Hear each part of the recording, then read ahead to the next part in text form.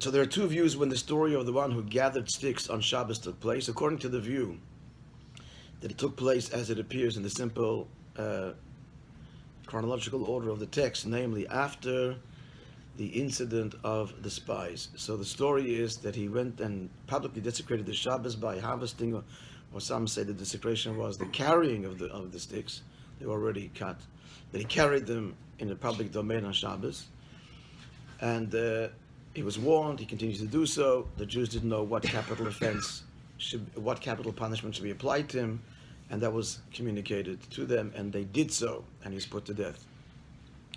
So the Medrash says, and it's quoted by Tosfos, that this gatherer of sticks, we pointed out earlier, was in fact Tzilaf. So he did it for the sake of heaven. He gave up his life to teach a lesson to the Jewish people, because people were saying that now that we are not going into Israel, we are exempt from the commandments, to demonstrate that we are not, and that forestall anybody else from transgressing. He went and did that in order to incur the punishment, and thereby taught a lesson to others that the laws are still in force. That's the story. So the two questions are, number one, why would people think that the laws are not in force because they're not going into Israel? Number two, the second question is, of all things he chose, why Shabbos? He could have chosen any other transgression with a lesser punishment, and the point would be conveyed. Why would he choose Shabbos to demonstrate that the laws were still and remain in force? Answer, second paragraph. V'yesh levayah, and I can explain this. The Marsha, Rabbi Shloime Ideres, is a famous commentary that appears at the back of every standard edition of the Talmud. So he writes as follows. He makes an incredible statement and says, now, we just heard that what was his intent? Did he want to gather the sticks, per se? He was interested in no. The whole thing was because to teach a lesson. He wanted to show others that even here in the desert, they are obligated to observe the commandments. Says the Marsha, if so, this is just like someone who does a prohibited labor on Shabbos but doesn't desire the results, and the law is, according to Rabbi Shimon, which is the ruling, that such a law is not, such an act is not considered a transgression. For example, if a person, for example, has a bench outside on soil, a heavy bench, and he drags it from one place to another because he wants to sit over here, and in so doing, he creates furrows, which is a prohibited labor on Shabbos. On Shabbos, we're not allowed to plow, and this is effectively plowing. The law is no transgression because he has no interest in creating the furrows. His interest is in what? Something else, moving the bench from point A to point B. It's called the melacha she'ein tzrich l'gov, because the Torah, an act where the product of the act is not what he wants. It's not his intent. So such an act is not prohibited on Shabbos. Isn't that considered an unintentional sin? No, it's not a sin at all. Because, no, the sin is when what you do is prohibited. Here, he's with a whole act, which he wants to do. Unintentional means he didn't know that you can't do it on Shabbos, or he didn't know that it's Shabbos. But he wanted to do what he wanted to do. He didn't want to do these furrows. The prohibited act is something he didn't, it's not unintentional. He has no interest in it. Unintentional is either you didn't know it was Shabbos, or you didn't know that this is prohibited. So, for that also, unintentional one is not liable on Shabbos. It's also true, but for a different reason. Now, so if you lean against the light switch on Shabbos and you turn off the light by mistake, no, you had no intention of turning off the light. No, but you can lean on another part of the wall. You want to lean. You can lean on another part of the wall. That's not to be there. That's an unintentional act. Not the same as here. You cannot get the bench from here to there without dragging it. You can lean anywhere else. You have to lean on the light switch. You follow? Not the same thing. Here, you didn't know there's a light switch there. It's unintentional. This is not a case of unintentional. This is intentional. The point being, he doesn't want the result. And the Torah says, Melechas machsheves, Asra Torah, that it's clear that the Torah only prohibits labors, these 49 labors, which were done with intent. He wants the labor. So back to the Marashah's point. So Marashah is saying, did he want to gather the sticks? No, he wanted to make a point that with this a person is liable, but he actually had no desire for the carrying or the actual act that he did. So this is a classic case of a malacha she'nitzricha legufa, an act for which doesn't need, he's intentionally doing it, but he doesn't want the result of it, which is the prohibition. So he's in essence exempt, which kind of is raising the question as well as he put to death. But he does want the result because he wants to teach a lesson. Yes, he wants the result to him, but not the result of. He had no interest in the wood itself. But he knew that carrying the wood was gonna cause the result, so he did want the result. But not the result of the labor, the result that's going to be applied to him. Correct. Now that's what he's going to be put to death in the end. And we're going to address why, but still the question needs to be understood. When you ask him, a prohibited labor on Shabbos means I want that labor. I want that act, the act itself. But he did want that act because he knew what the second result he wanted would be. the result of the act. That's the difference. There's intention. You're saying there's intention here, which is correct. But the Torah only prohibits not intentions that are result, intentions that are for the labor itself. He wants the wood. You have to want what you're doing for it. It has to be the intention has to be the end itself of the activity, not some byproduct. The byproduct is to teach a lesson. You're correct. There's intention, but it's not the classic intention for the labor itself.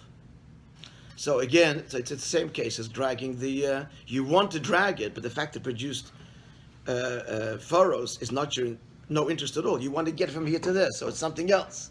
It's similar here. So they're very clear. When the Torah prohibits an act, it's because not as a consequence. You've got to want that act, per se. He wanted to teach a lesson, which in theory can be taught in many ways. This way, you have to have some way. So this. He doesn't really want this. He wants the lesson to be taught. If the lesson could be taught to the people without him doing this, he wouldn't have done it. But he just felt the only way to get the message across is, a very dramatic a demonstration of an act and someone put to death. Everybody's going to go, oh, okay, we ain't doing this. But if that result could have been some other way, he wouldn't have done it. Which shows clearly that's not the act itself. He wasn't, he didn't want to die. He didn't want to die, be put to death. He wants to teach the lesson. If the lesson can be conveyed without him dying, he certainly wouldn't have. And the Torah only prohibits when you want that act. So why, when we had a shir on Shabbos afternoon with Solomon, we were learning the laws of tefillin. So why did he have to take out the tefillin that's really possible? Why couldn't he use real tefillin? Because you're not allowed to handle tefillin on Shabbos, right? What are you talking about? Okay, so what? We were learning the laws of tefillin on Shabbos afternoon. Yeah. Right, Jacob? Absolutely. So he wanted to demonstrate certain things about tefillin, but you're not supposed to handle tefillin it's mitzvah on Shabbos. Right. So why? So if he didn't have any intent, Absolute intent. He wants to show you the tefillin. That's absolutely. so why did he have to use like tefillin that's puzzle? That's not real. That's not. He Actual. used tefillin that were apostle. Yeah. Yes, Because there wouldn't be muktzah, I guess. that's the point. Because you can't put them on Shabbos. So they're not muktzah.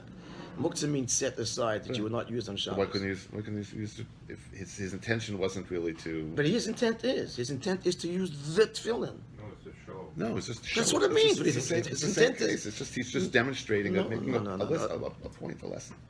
No, about the tefillin the demonstration is. It's about the tefillin he wants to teach you. It's absolutely the tefillin. Here isn't about this act. It's you have to do mitzvahs on Shabbos. Not on Shabbos. He wants to teach that all the laws still apply. It wasn't this particular law, which is our question. Why did he choose Shabbos? Choose something else. Here, Zalman wants to teach you about tefillin. It's about this. Can I say something? Mekoshet wood. Yes. Wood is from trees. There was no trees in the desert. They have no wood, there are no trees. Just to make a point. There are bushes in the desert. There are. Bush, but not trees. So whatever, wood. A wooden. I'm thinking, Yeah. technically Oasis. speaking. Oasis. Was it Oasis? Oh, they go to the Sinai desert, you'll see lots of things growing. Ubektushas Levi, so he quotes at the end here from the work Kedushas Levi, which was composed by the Rabbi Yitzchak of Berditchev. He writes on our Parsha, Kan Kosav, Lefi Divrei Marsha, based on the words of the Marsha, Nimtza, it comes out, Chilul Shabbos Klal, there was no desecration of Shabbos at all. Because it's a classic example, again, a guy dragging the bench, it's exactly the same thing. He has no interest in the act per se. It could have been any other act or any other means. In fact, no act at all if the message would be there. He only wants to convey a message. So there's no desecration of Shabbos. So of course, why is he then incurring the capital offense? So here comes the big point. Omnam, however, because Mokim Danul Misa, the court, and judged him as a capital offense. Why? The Marsha himself explains the reason. Even though his intent was for the sake of heaven, nonetheless, these are things that we cannot see. When you are dragging the bench from point A to point B, then we can see. It takes him here to there and sits down. Right? The observer can see that the intent is the use of the bench. He's not using this to plant seeds. It's clear that he's not doing this at all. Even the observer can see that the intent is not for the act of creating the furrows in the earth. And so therefore, no court would, just finish the sentence, no court would find the man... Indict him. That's the word, what? Indict him. Indict him. But here, there's nothing we can see with our own eyes, it's just his intent. So the law is that Dvarim Shebelev, when it's a question of intent, but there's no demonstration, that practically no court can rule based on that. This is what we see, and therefore, in actual fact, in this case, because we have to interpret, it cannot be seen in action. In such a case, even though his intent was for the sake of heaven, he's still liable. That's the reason he's liable. Question? Getting back to the furrows, I'm sorry. What's the prohibition of riding a horse on Shabbos? It's a completely separate thing. What is the prohibition? The sage is prohibited because of what it could lead to. What could it lead to? I understand. What could it lead Taking a switch off a branch, fixing the saddle, all kinds of things. It's a rabbinic law. to? I understand. That could lead to. No? I'm sorry, but Nothing to do with this. My understanding was that you're creating furrows. No, absolutely not. Nothing to do with Nothing to do with it. Nothing at all. That's one of many rabbinic prohibitions because you'll forget what while you're engaged and it'll lead to all kinds of other things. Okay. Now comes the big question. So what's the final conclusion? So why is he in fact liable? Because here's a case where we cannot, the court, the observer cannot see what? They can't discern his real intent, right? You cannot discern. It's an intent. It's in his heart. Yeah. It's not demonstrated in action. It's unlike the case of dragging the bench, where you can see he's not interested in that. He's sitting on the bench. So now the question is: but at the end of the day, now when the court puts him to death, which they did, which is what he wanted, because he wanted to get this message across, was that wrong then? It's just that we can't, the court can only judge by what it sees. But in fact, an innocent person is put to death. Is that what comes out? Let's continue the text now. V'nira lefarish. So far, the Rebbe has only quoted the famous Medrash, the Marsha's commentary, and also the edition of the Kedushas Levi. Now the Rebbe's commentary. V'nira lefarish. So and this will answer original questions. Why? And we'll come back to answering our original questions, why people would think that laws don't apply, and why he chose this law to demonstrate that they do. So this is all part of our journey here. So I'm back to the immediate question right now we're dealing with. The court puts him to death. Is this now a mistake? But whatever, they just don't know and can't know. It does not mean and that he was put to death by mistake, in error, God forbid, and in brackets, the klapishmaya galia, because heaven knows,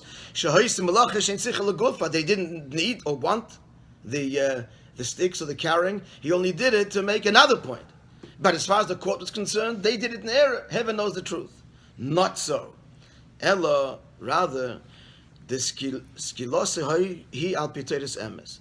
The fact that he got the consequence is true from the perspective of the Torah of truth. Why? The kach din Torah. This is the law. The Torah law is that a person is judged based on his actions.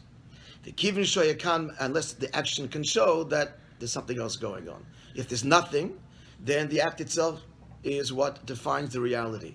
The kivin shoyakan, we're going to explain this further in a minute, so bear with me. The kivin shoyakan ma'aseh shel chilul Shabbos, since there was an act here of desecration of Shabbos, and we cannot see any other intent, just the act itself. And the alpi din Torah, according to the law, she'ein l'dayin ela l'ma she'ein nevroyos, a judge can only judge based on what he sees. Chayiv huskila, he does incur the punishment avu maseh for his act, even though internally he didn't intend the act itself. So what does this teach us?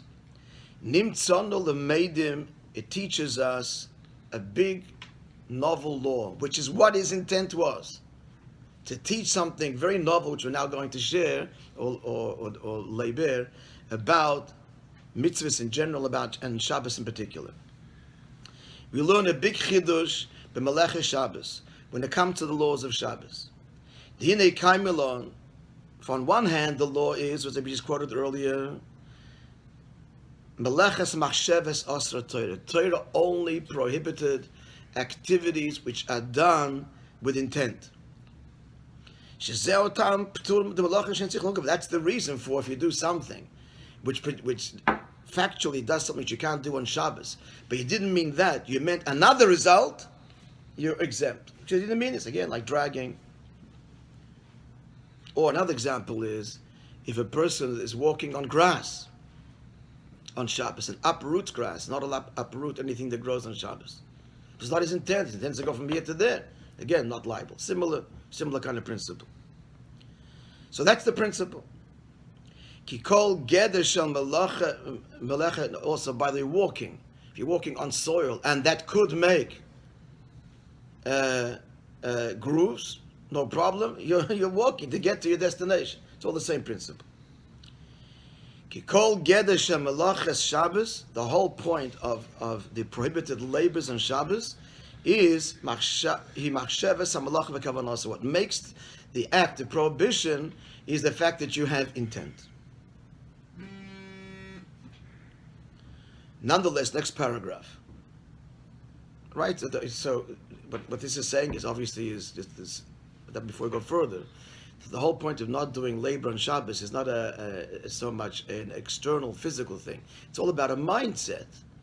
Our minds on Shabbos have to be removed from performance of labor and should be in prayer, God, family, etc. So these actions, the 39 forbidden labors and their offshoots and all the rabbinic laws that the Torah prohibits, is all when done with intent, because Shabbos is about mindfulness. Nonetheless, that's all true when we can see that you didn't intend that. You're walking to get here. You're not walking to plow the earth or to. It's forbidden to uproot a growing thing on Shabbos because it's also part of the way we promote growth, pruning, harvesting, etc. Now, if you're walking and you tear up grass, no problem. Intention is not to tear the grass. Intention is to walk. Nonetheless, again, that could only be what we can see. In the action itself shows that the intent is not this but something else. In the case of the Mekoshes Eitzim, you don't see any. Well, what you see is the act itself, nothing else. So what's he saying? Well, what's he teaching? I guess there's not that much detail on Torah about this, right? But assuming there's a hearing or a trial or something like that. He said his intent makes no difference. My intent was your intent to carry sticks? Yes. Okay. Why would you do that on Shabbos? I wanted to teach you lessons. So He did say that. He did say that, and we know that. Then he said it, and the court knows it, but it's absolutely no validity in the court of law, because it has to be demonstrated in the action. That's the point That's the point he wants to say. Yes, but And like, he wants to teach people, so I'll tell you why. He wants to teach the populace that even though my intent was not this, my intent is to teach you, and no secret, they believed him, it's true. But nonetheless, since in the demonstration of the act itself, we cannot point to anything that supports that, the law is, he is culpable. And that's the point he wants to teach them, so I'll tell you why. We'll get to it, it'll become clear when we get to it. it should, at least the sentencing, it should It something. could go to punishment, not Look to, at the- not to right. the, not to Okay, the- guilty. But It could go to punishment, Right. not to the actual prohibition of what he did. I'm not sure what you said, not to follow you. It could go to sentencing. There's Maybe he doesn't have to be put to penalty, death. the penalty.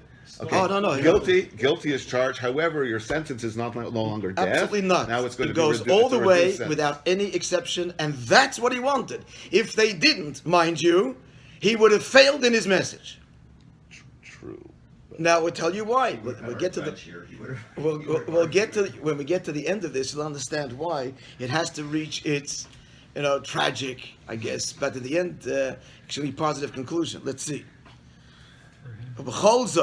Nonetheless, even though, continuing our train of thought here, even though we just posited that on the one hand, the Torah prohibits only what? Labors done with intent. But the caveat to that is, or condition to that is, that has to be observable by the court, that there's another intent, not the labor itself. B'chol zos, which is the next point. Im, however, be'etzem ha'maisa melacha, in the act, leinika klal, we cannot see in act, it's all in his heart, but we can't see. Shechas me'melechas machshavas, we can't see that he doesn't have intent, and we can't see she'en tzichel l'guf, he doesn't want this, but some other lesson. Now, b'toiris emes, according to the Torah, nikra zechil Shabbos, that's still chil Shabbos. Even though we may believe him, it's still desecration of Shabbos. The chayov meskila ma'isazeh, and the consequences are carried out. The nimtzad comes out, shedova godel chidish lana ma'akoshes eitzim. That this, as we told before, his name was Slavchot. He was a tzaddik, a great man. So this gatherer teaches us something very profound. The gam gabi Shabbos, the meleches machshavas asher Torah. Even when it comes to, he chose this. He chose to demonstrate that the laws are still applicable, dafke, choosing a Shabbos law, because when it comes to Shabbos law, the whole foundation is intent, and he wants to demonstrate, yes, it's about intent, but if the act is such, where the intent is not manifested all in the act, then it's prohibited. So, what I'm going to tell you, we're going to see, is he wants to point to the primacy of action. And it's the primacy of action that he wants to, the message of which he wants to deliver to the population, which they thought is no longer applicable because we're here in the desert, all our questions are going to be resolved, and the incredible message, the enduring, eternal message that he has conveyed to the Jewish people, to which we owe him an eternal debt of thanks. Do we consider Which we're his now going to action- explain. Pardon? Do we consider his action an admirable action? Yes, in the A end. good thing to do. So it was Mechalel Shabbos, and we consider it an admirable. In a sense, But he was look, Mechalel Shabbos. he was Why Mechal not? Shabbos. So it's an And we interesting. consider it an admirable. In other words, you're asking if he would come to Moshe Rabbeinu privately and say, "Look, I want to do this to demonstrate to the people." He wouldn't have been told to do it. I know, but do he- we consider it an admirable? We still consider him a tzaddik, and yes, and level of admirable. Pinchas? Huh? Same level of Pinchas? No, Pinchas is different because Pinchas was a law that Moshe had forgotten, and Pinchas remembered it and did it. And but you're right in the sense it's the kind of law that you don't say for someone to do, but it is a law. Here, not. Here, not. Had he asked, even in private, there's no law anywhere that says, nowhere, you give up your life in order to teach a lesson like this. You transgress to give up a life. There's no such law. But he did it.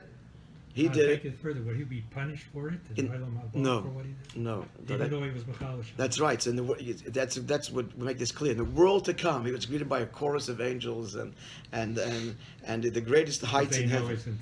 Huh? Because they know his intent. And so did we, but we still had to do what we had to do. But in the afterlife, certainly he would be given the greatest reward. Huh? His daughter's got a big You get the red seats. And you see his daughters were these great people. We're running out of time, so I'm just going to tell you the end of the point over here. Okay, so not in the text, but what does he want to demonstrate? He wants to demonstrate that yes, intent is important. Not only is intent important, when it comes to Shabbos, that really is what defines a prohibited labor. But the huge but is, it's still got to be manifest physically. I have to see in your act that that's not your intent, then it's okay. You're dragging this heavy bench, you made deep furrows in the ground, that's an act of plowing the Torah says you may not do. But you have no interest in that. I can see that it's the bench, you didn't use a plow, you used the bench. You're sitting on the bench, so no prohibition. But it has to be seen in the act, because at the end of the day, the action is the ultimate definer of reality. Now we'll understand what's going on here. We all know that the reason that... What was that question? Well, the original question was... You're applying to the desert? That here they are in the desert, and he sees people are saying, oh, we're staying 40 years, the laws don't apply. They only apply when we go to Israel. Why would they think that? The answer is, as we know, in the light of Chassidus, or it's very even on a simple level. But why didn't they want to go into Israel? Because they didn't want to be busy with actions. They want to remain in the desert and live in the spiritual cocoon where the manna is provided from heaven, and they had no physical needs at all, and they can devote themselves to matters of the heart and of the mind of the spirit. That was really the intent. The spies were great people, and their resistance was go into a land, deal with the earth, with politics, with other nations, with physical. Who wants that? What's going to be with our connection to God? In their mind, their relationship with the God, a connection to God, is through acts of the spirit, not physical. That's a distraction. And that was their resistance. Where they were profoundly wrong was, which we can't expect them to know because this is very early in our history, it's a learning curve.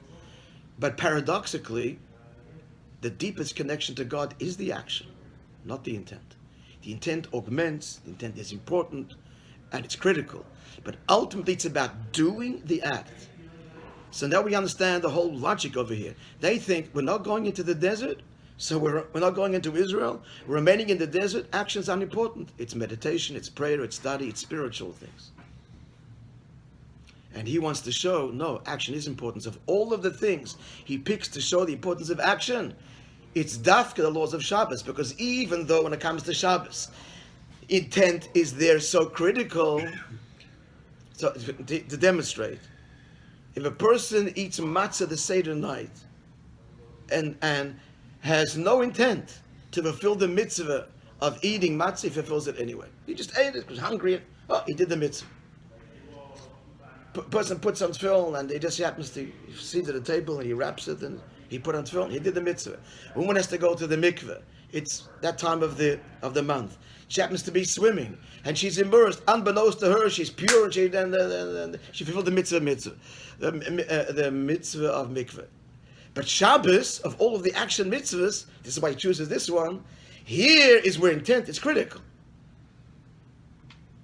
And yet, even in a mitzvah where it's about intent, the end of the day, what defines reality is the act. If we can't see the intent in the act, then the act defines what you did.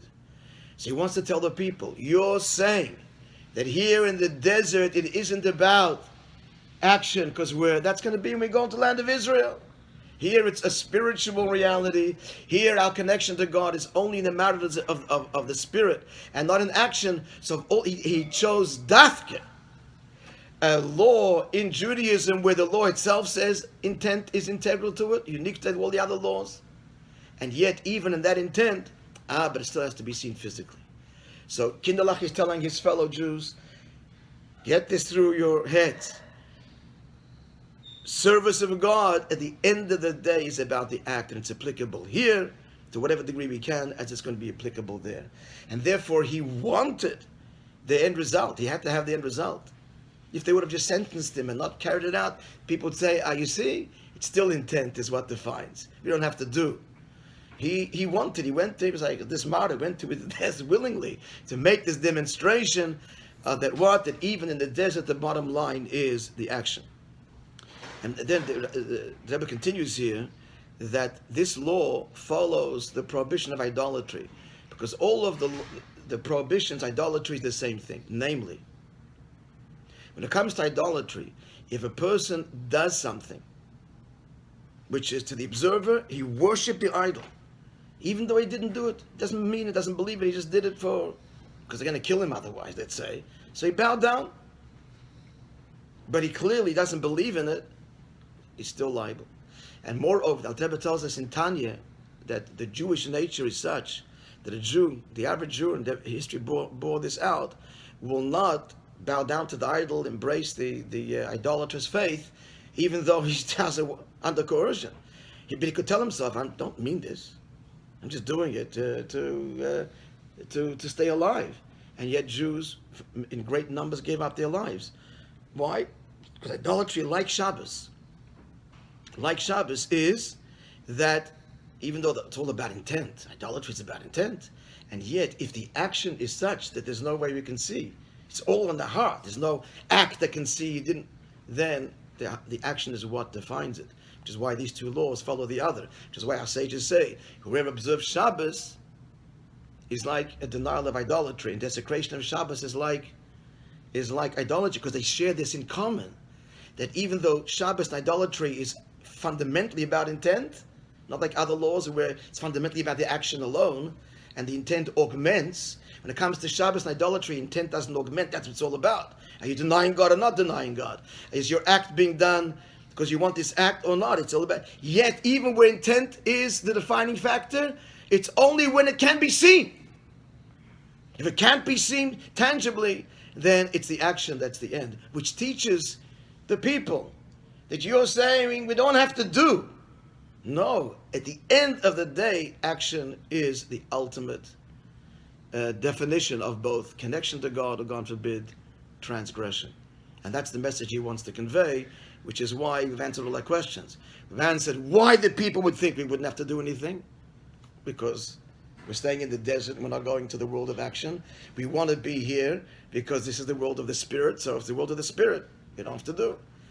That's why they would think that. Of all the mitzvahs, why did he choose Dafka Shabbos? Because Shabbos is all about intent. But the intent, it has to be demonstrable.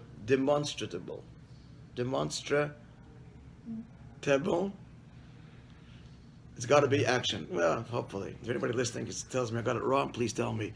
So, the bottom line message, therefore, we learn, certainly in the outpost desert, when we're in it, we went to Israel, we're out in the real world, the credible message here is, intention is important. And in some laws, it almost defines it. Almost entirely. Not Shabbos, not idolatry, to teach you that at the end of the day, the most important thing is, did you do the mitzvah? Did you not transgress? That's the most critical thing. Why? We know the reason, because God's whole desire is that we make this physical world an abode for Him. So we have to engage the physical world. The physical world looking at our actions. If that's something that's godly, then we have fixed the world. If the action is a transgression, notwithstanding any intent, then we have violated it. So the most important thing is, what are we doing? It's also a profound message in life in general, bringing up children, all relationships, that we have to know at the end of the day, it's what was done, what was said, what was done. The intention, important, but the greatest damage for that and the greatest good happens at the end in the bottom line action. So what do you say about the Moranos? They did the wrong thing? The Moranos were not the majority, but the Moranos, at the end of the day, halachically, yeah, if you ask me, they did the wrong thing. No one's going to sit in judgment of them, but when it comes to idolatry, one has to give up one's life. But to the Moranos' credit, even after having publicly declared that they were loyal Christians, they continued to risk their lives to observe Yiddishkeit. They did risk their lives. cannot almost. I mean, And many public- they were and public- many were they were- discovered, and they were- after that it was over. You know. Right, but they were public Christians and private Jews. Yeah, but even then, even though publicly they'd embraced idolatry, which is correct, is forbidden, they still continue to risk their lives to observe Yiddishkeit. They would light Shabbos candles in the base. Till today, there are non-Jews who have this tradition in Portugal and in Spain. We had such a person, a woman who looked like my grandmother. This is what her mother used to do. Every Friday we'd go to just know why. We'll go downstairs in the basement, close any curtains, and light candles. This is going back to the 1400s. Jews, maybe they've been married out, but the tradition. So I'm just saying, even the Moranos that we may be critical of, how did you deny God and embrace you know who? For a second they did that, but then they continued to risk their lives. And once they were discovered, they knew that was the end. Then they were burned publicly at the stake. You couldn't argue then. I still believe. So even the Moranos at the end, many of them paid the ultimate price. But at a certain point, they were the same as Slavchad. Huh? At a certain, from the outside observer, they were the same as Slavchad. Yeah, in that sense. When it comes to idolatry, we've got to see the act. That's it. I mean, their intent was hidden. It was not. Right. That's why the Not same apparent. law would apply. So- But in Slavchad's case, as mentioned, he's the great tzaddik, because he did this to bring home what? Shabbos candles, you have to tell the whole story, Right. right? But just on the faces of it. The Shabbos same- candles came later. We look at the act then now. Yeah. That act is nothing we can see. You bow down. You know. But I'm just bringing out that even then, the Moranos. See, the point was that there was a choice to leave. Why did this happen? There was expulsion was an option. They just couldn't leave. They're successful in their wealth and their place in society. Financial. So they So remained. they didn't have Property. anywhere to go. A lot of them. Yeah, none of them did.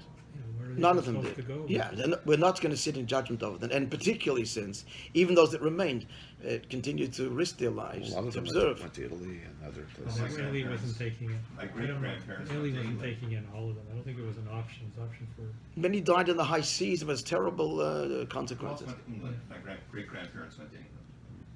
In the end, they're Cannot just Yeah, went to England. tell you Wow. in his own shoes. Thank you for listening, folks. Okay.